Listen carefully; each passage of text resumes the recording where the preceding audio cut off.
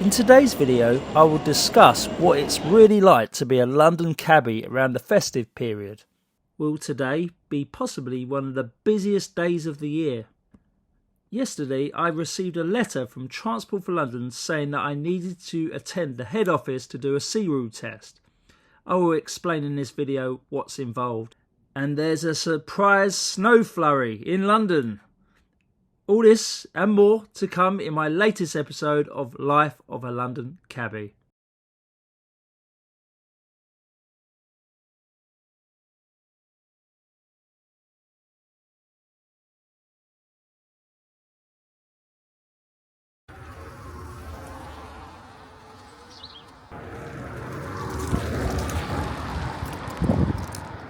Well, hello, good morning everyone, and my name's Danny, Life of a London Cabbie, and today I will be taking on a taxi shift today, and potentially it could really be one of the most busiest days of the year.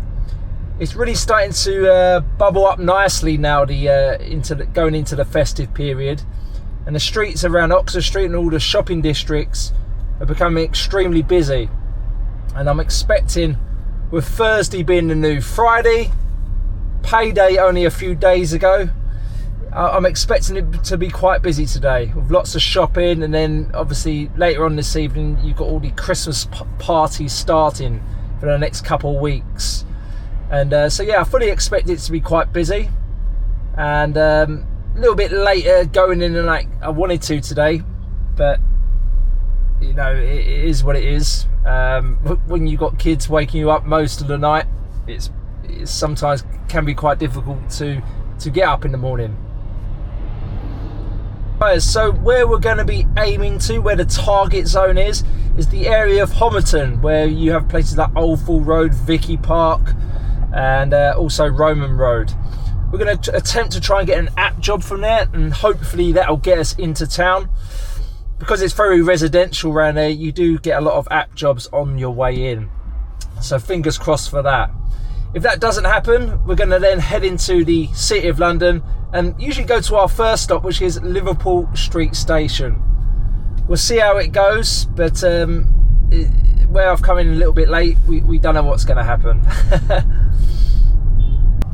So we're probably going to be working till about around 1 or 2 o'clock today.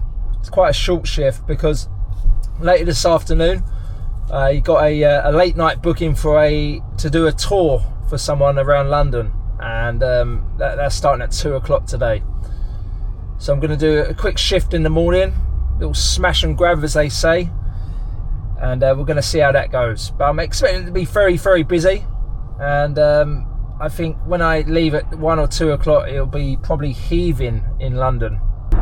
So guys, what is it really like to be a London cabbie during the Christmas period? Well, I'm going to give you some positives and I'm going to give you some negatives of being a London cabbie during the festive period. The positives are working around London, driving around London and seeing all the beautiful Christmas lights, or hearing all the wonderful Christmas music. It does really get you into the Christmas mood. That's my number one thing with what it's like to be a cabbie in Christmas. From there, you've got also many of the shops that have beautiful decorations outside the front, and in the shop windows, one of the best this year is of Selfridges, which is on Oxford Street. Now, it has some of the shop windows, it's all designed from Disney, and it really does look spectacular. If you do get a chance, definitely pop up and see Selfridges. It's spectacular, and they're actually starting to do like a confetti show I think it's from the 6th of December at certain times of the day. So definitely go and check that out also. It's supposed to be quite magical. Now, usually when someone or a customer say to me, "Oh, you must be busy at this time of year." Yes, it's extremely busy working the Christmas period as a London cab driver. But there has been many times, even this morning, there's been like maybe 3 occasions, and I've only been on the road for like 20 minutes, where I've had about 3 people cut me up. Everyone is in such a rush at this time of year.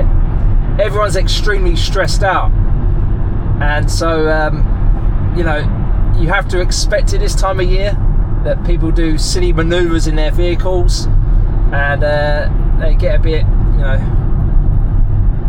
don't really know what the word is, but they get a bit angry and stressed and do silly things basically. So my tip is, guys, when you guys come out here as London cab drivers, for instance, at this time of year, just before you set off in the morning, as Dean Warrington from Whizzan once said on one of his YouTube programs on Whizzan, you should check that out, guys, by the way. Whizzan YouTube channel is very, very good. But he actually said, like, regarding, like, you know, people cutting you out and not letting you out, especially this time of year because everyone's in a rush, just make sure in the morning when you leave the door, you go out with a good heart, and, you know, and you're at peace with yourself. Because if you go out stressed, I'll tell you what, you're not going to have a good day. So that's a reminder. Also, you've really got to have eyes at the back of your head. London becomes so crowded at this time of year, and it can be quite overwhelming. I'll be totally honest with you, it has made me overwhelmed sometimes. But you really do have to have eyes at the back of your head. You've got cyclists that are coming to the left, coming to the right, going through red lights, which I'm sure you'll see a few today. I may try and get some on camera, but I probably don't even have to do that. You probably know that already. So just be aware at all times. Have, you know, both hands on the wheel, and make sure you're looking everywhere. You're aware of all your surroundings. But that's my positives and negatives, really, of, you know, what it's like working the festive period. And just keep yourself to yourself, do the best you can, and that's all you can ask for. So just driving through Old Ford Road and then heading to Roman Road, but no job yet. So this is a great lesson, actually. If you don't go out at the correct time, or before the rush hour really starts to kick in, you will certainly add another half an hour, 40 minutes to your journey.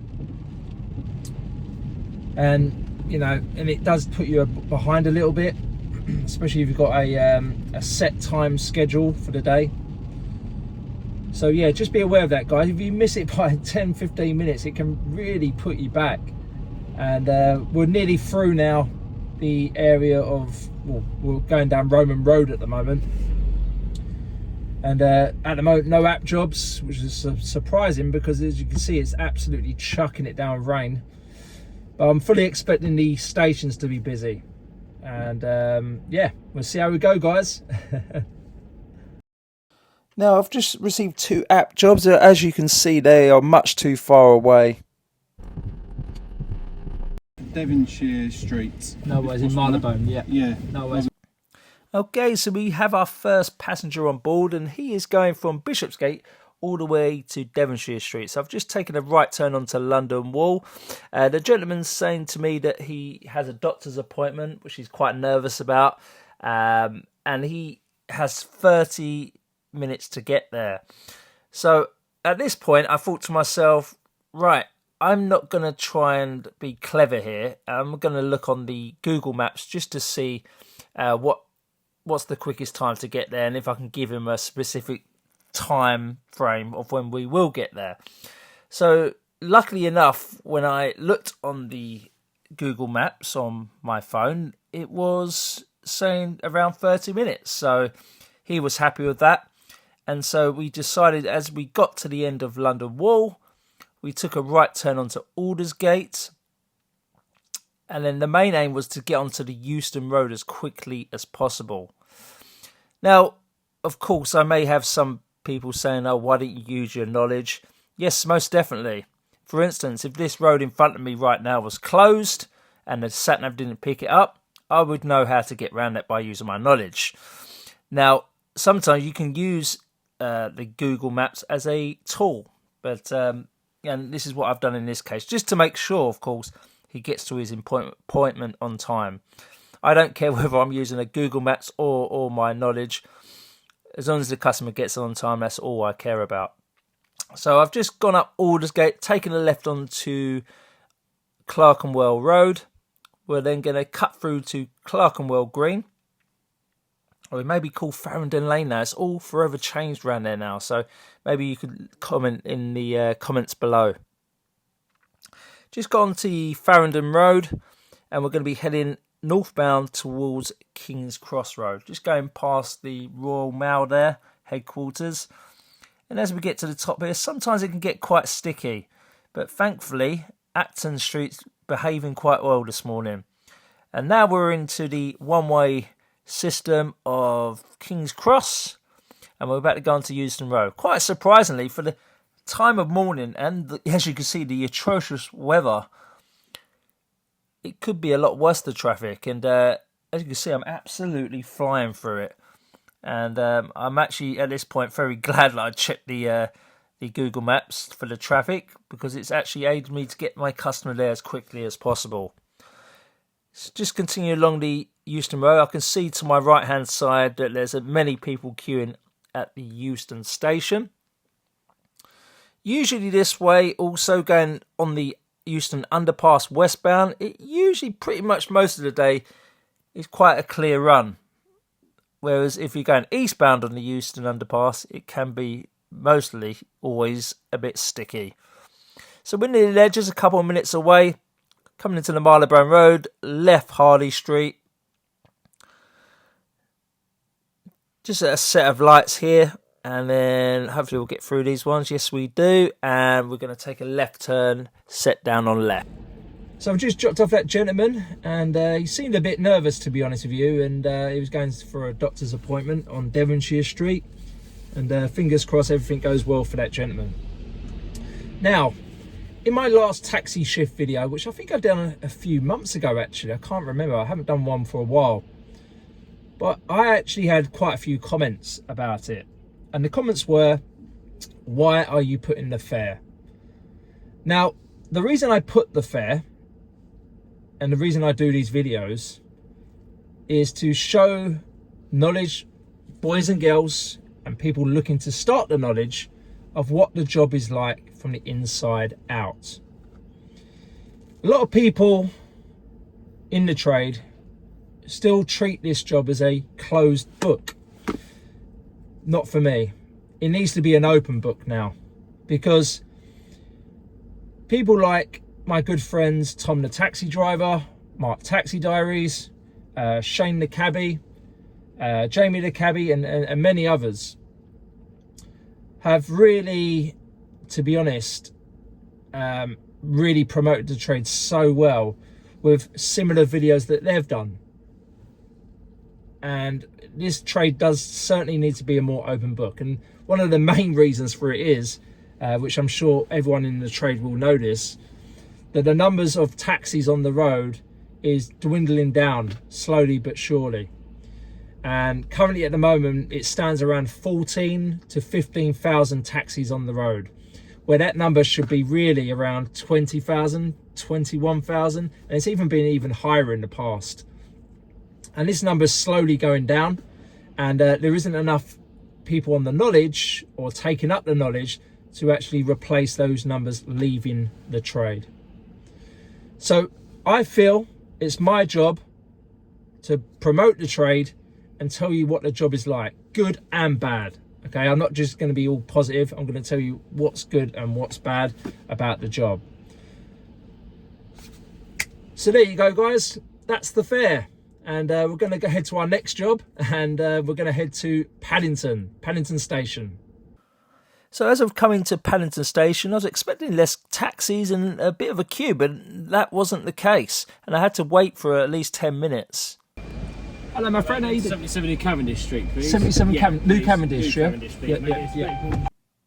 So we just picked up the customer, and he wants to go to New Cavendish Street, and we are off.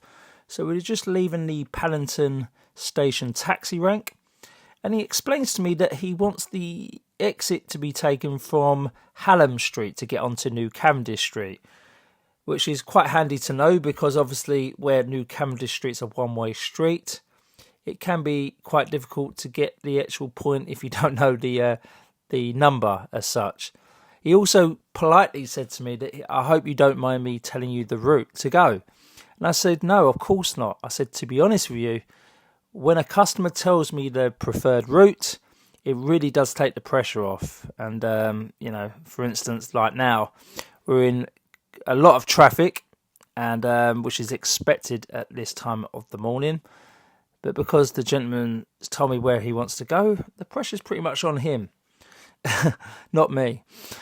And as we finally get out of this Harrow Road slip, there's a lot of traffic wanting to take the right turn onto Edgware Road, effectively blocking the left lane also.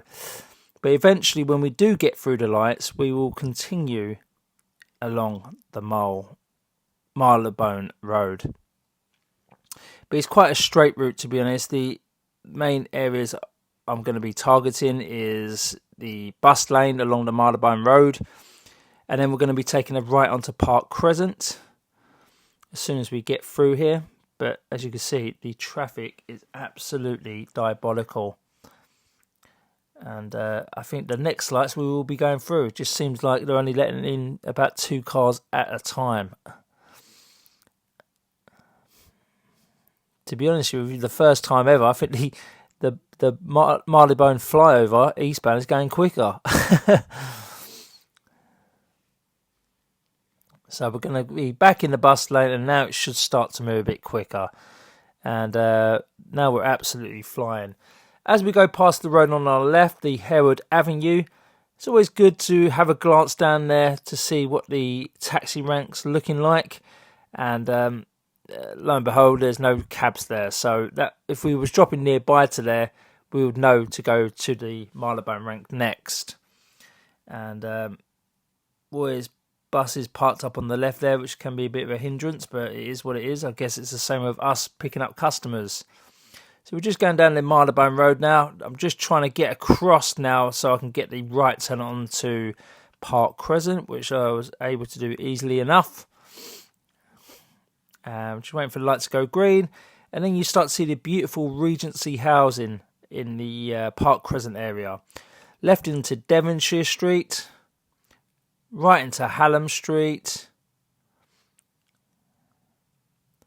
and at the very end, as we get there, the gentleman says, could you just drop me off on the corner here? So yes, we dropped that gentleman off. Very nice gentleman. Took a while for him to get there.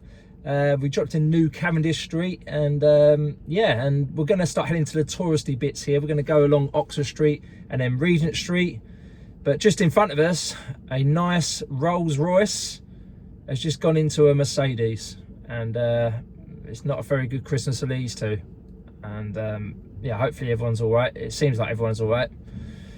But so obviously it's going to cause congestion in this area. So we want to get away from this as quick as possible. Hi, sir. How you doing? Park Tower, Knightsbridge. Of course. Yeah, no worries, mate. So I've just picked up my customer on Regent Street going southbound, and he wants to go to the Park Tower, Knightsbridge.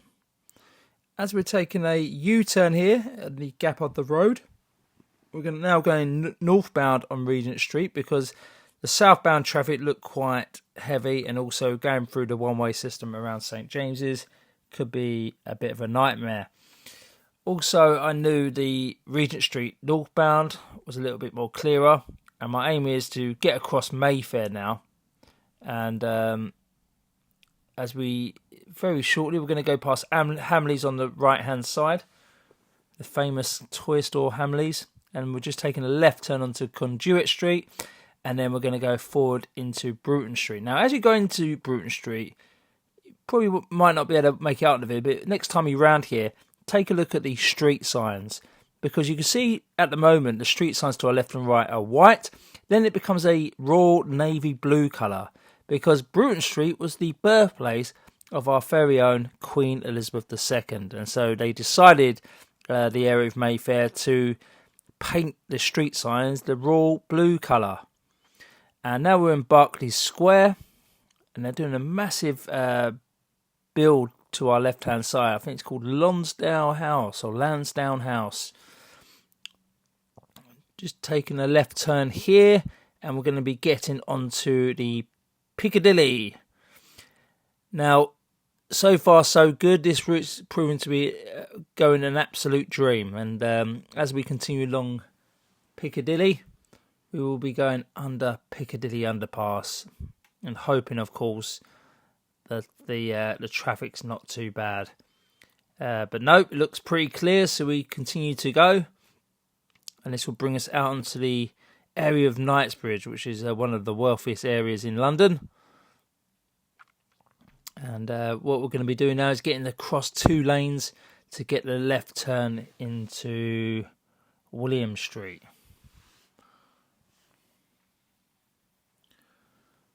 Here we are, got the Park Tower Casino here, and as we take the left turn into the forecourt, we're going to sit down.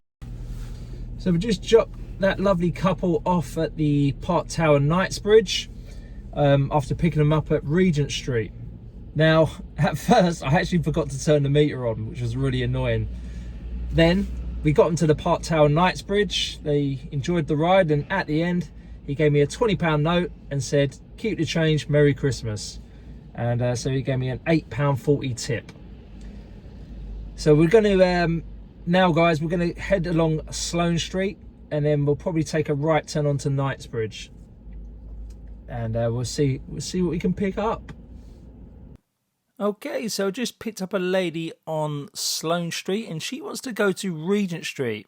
And at this point, I'll also ask her, what part of Regent Street does she want? She then says that she wants to go to the shop Gymshark, which is no problem at all. Even if you don't know where it is, guys, on Regent Street, this is why Google Maps does come in handy to see exactly where on Regent Street that shop is. So we're just taking a right turn onto Knightsbridge, just going past the Mandarin Oriental to your left, said to be one of the most expensive hotels in London.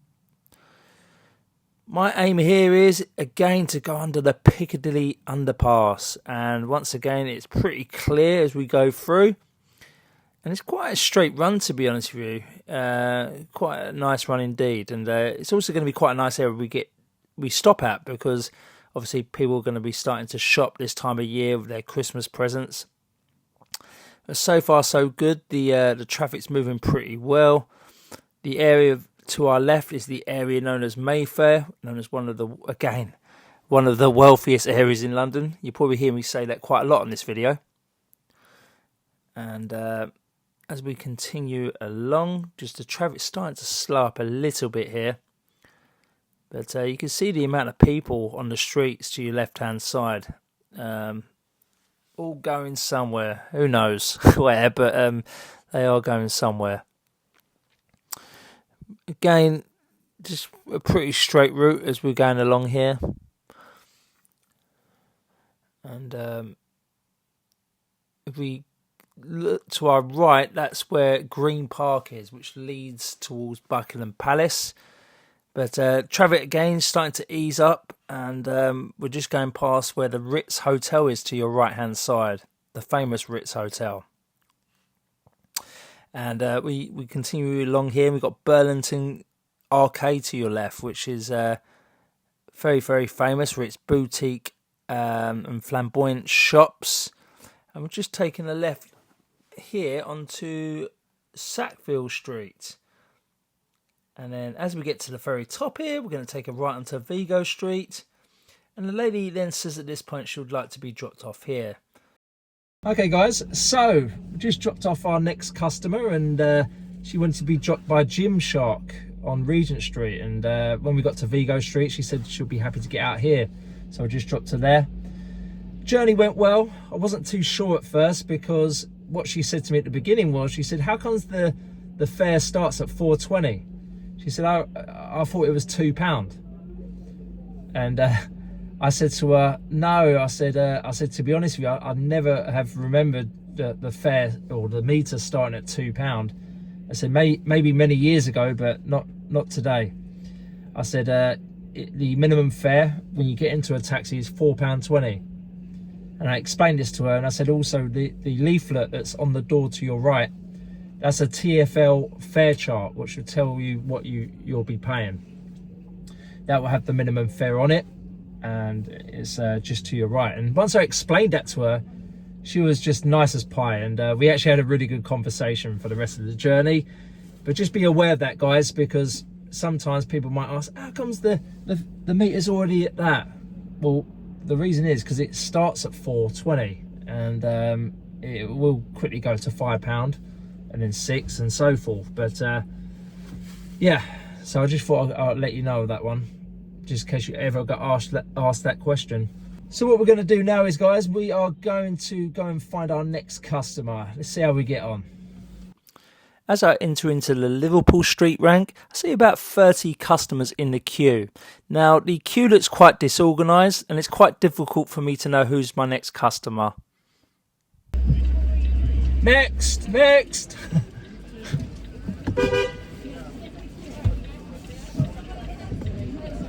Hi, Royal Opera House? Yeah, certainly, yeah. No worries. Do you need a hand with anything, madam? Fine. Do you need help? Okay, so I've just picked up my customers from Liverpool Street Station, and they are off to the Royal Opera House to see the Nutcracker show. A lady's taking her lovely mum out for her birthday to go and see the famous Nutcracker show. And the route that we're going to be taking is a right onto Bishopsgate, then a right turn onto the London Wall. Now, we have quite a few delays along the London Wall at this point. Just coming up in a second, we have a bit of a stoppage here. The reason for this is because a big Arctic lorry decides to do a 3-point turn in the middle of central London, which is not ideal, of course. But as we go along, we eventually get past the Arctic lorry, and we will continue along the London Wall. The right turn there leads into Finsbury Circus, but we're going to continue straight on. And the left and right is the area of Moorgate. It's a very busy area, especially during rush hour. Not ideal that London cab driver was parked up there, right on the junction. But we continue on. As we get to the very end of London Wall, you see this sign, the Museum of London. Now, the Museum of London hasn't been there for a couple years now, and it's actually getting rebuilt where the old Smithfield Meat Market stands, which is in the area of Smithfield.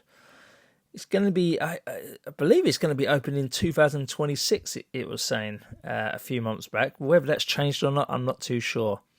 Now, we've just gone through Newgate Street, and just to your left is where the old Newgate prison used to be. Today, we better know it as the Old Bailey. Now, we're just going to pass Holborn Viaduct, and Holborn Viaduct was opened in 1863 by Queen Victoria, and it was the world's first flyover. As we continue on, we've just gone past Hatton Garden to our right, and we're continuing along the Holborn Road. Now, we are just stuck at some lights here. I can see the amount of traffic to our right-hand side. I'm just praying that it doesn't affect us in our bus lane, and unfortunately, it does. This point here of the journey was probably one of the most stressful parts of the journey. It was hardly moving. And what you're going to find out very shortly is that there was a reason for it, which shouldn't be the case, because there was what you'll find very shortly, which I actually do something about it, is there's actually cones in the road which no workers were working on anything. It was just literally completely blocking a bus lane for no reason whatsoever. It's like they left it there to just annoy everyone in London and make everyone extremely late. As you can see, that gentleman in the cab just in front of us has just what we call bowed out of the cab because he thought it'd be quicker walking, which I was kind of thinking with my customers in the back, it probably would be quicker for them walking. But as you can see with the weather, it's absolutely atrocious. So we'll just continue along the Holborn Road here. And we're slowly but surely getting there. But obviously, you can imagine how much slower it was in real life, because obviously I've sped up the footage here. But we will shortly be through this, hopefully. But the two customers in the back are just chatting away, absolutely not a care in the world. So these are the roadworks to the left-hand side. There's literally 3 cones. Traffic suddenly go to the right. There is no works whatsoever. That cab has had enough. At this point, I've just moved that cone out of the way. Voila, the bus lane's open. 1 cone blocking the whole of London. Yeah. Frustrating. That's all I can say. And the customers actually really appreciated it. I was able to get them in on time. I didn't cause no harm to anyone by doing that. It's absolutely ridiculous. But just to your left-hand side, you've got a wonderful hotel. It's called the Rosewood Hotel. And in fact, they've just opened a brand new Rosewood Hotel in the area of Mayfair, which is called the Chancery Rosewood in Grosvenor Square.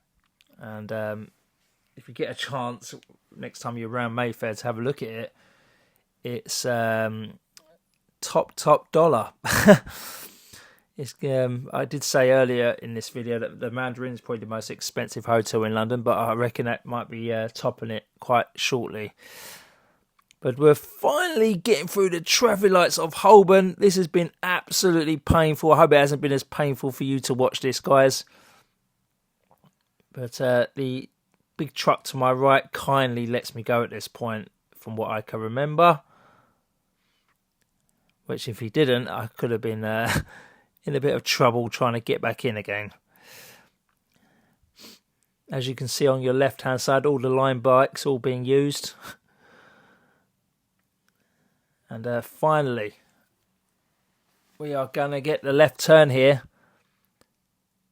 And you can see the absolute carnage going into High Holborn.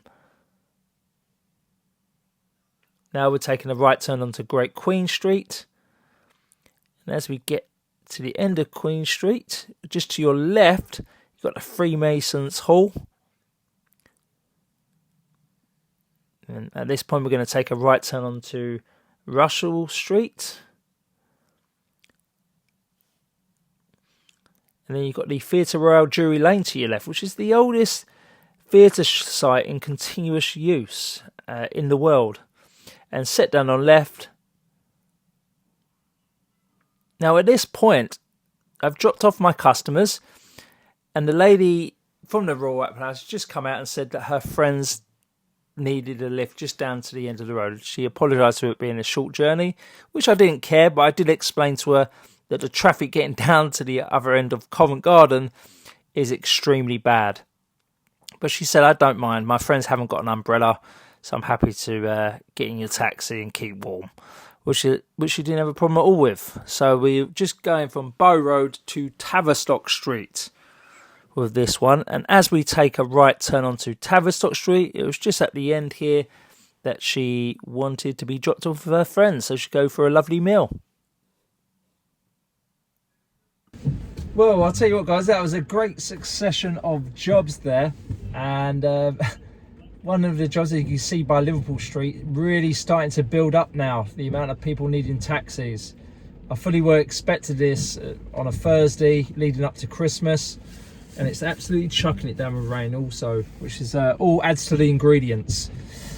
But yes, the customers I picked up from Liverpool Street wanted to go to the Royal Opera House, and the lady treated her mother to see the Nutcracker show.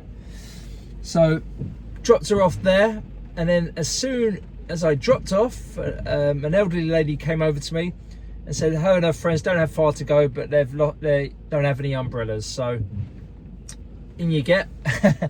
And I dropped them just about 5 minutes away, just at the bottom of Covent Garden. Now, I did warn them before they got in that the traffic was horrendous, and she said, I don't care, I just want to get there.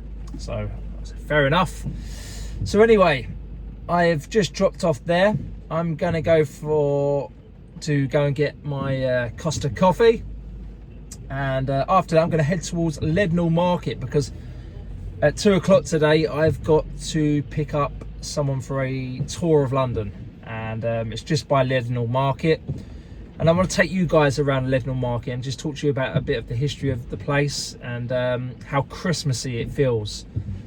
So yeah, we're going to head over to there. Right guys, so as a London taxi driver, you have to renew your license every 3 years. It costs around £360 to renew it. And as part of renewing your license, you have to complete something known as a DBS check, which is a criminal's records check, which is of course fantastic. You have to pass that in order to carry customers around London in your taxi. But also in the last 6 months, Transport for London have actually introduced a new test. And this test is called the CERU test, which stands for Safety, Equality, Regulatory and Understanding. Now, what this test is to do with is basically when you first pass out as a London taxi driver, you get given a handbook, which is basically like the Bible on how you should operate as a London taxi driver. It also gives you great guidance, so if you feel like you're doing something wrong, you can always relay back to it.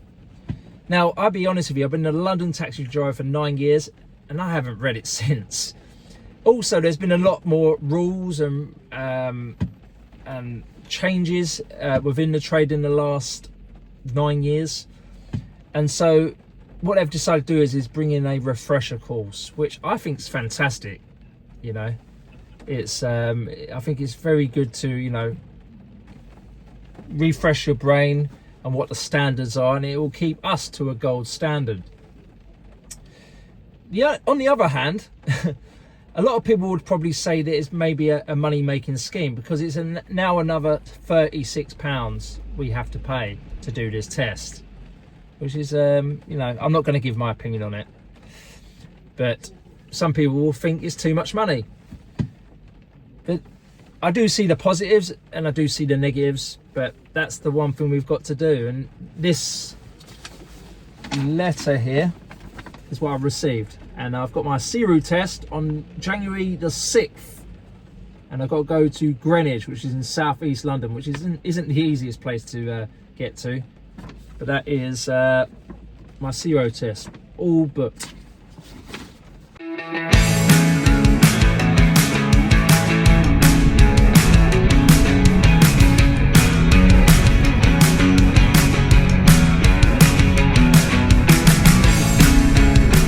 Okay guys, so we've just got out the taxi and we're going to take a nice walk around, stretch our legs before our tour this afternoon. And I'm going to take you and walk you around the area and the alleyways of Leadenhall Market. Now, Leadenhall Market dates back from the Roman times, where it was an actual market, just like today. Then from the 14th century onwards, it became a meat, game and poultry market. That market was destroyed in the Great Fire and then was rebuilt with a roof on top of it. Now, the market today dates back from 1881, and it was built by Sir Horace Jones. Sir Horace Jones was the gentleman that built Tower Bridge and also Smithfield Meat Market.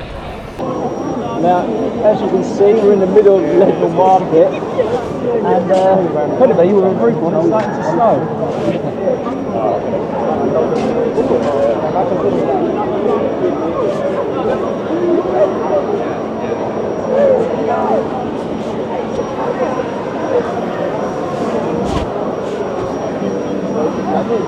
Okay, thank you for joining me on this episode of Life of a London Cabbie. It's been an absolute joy having you on board. Now, I just want to take this time to wish you a happy Christmas with your loved ones and a great new year. I'll see you next time. Bye-bye.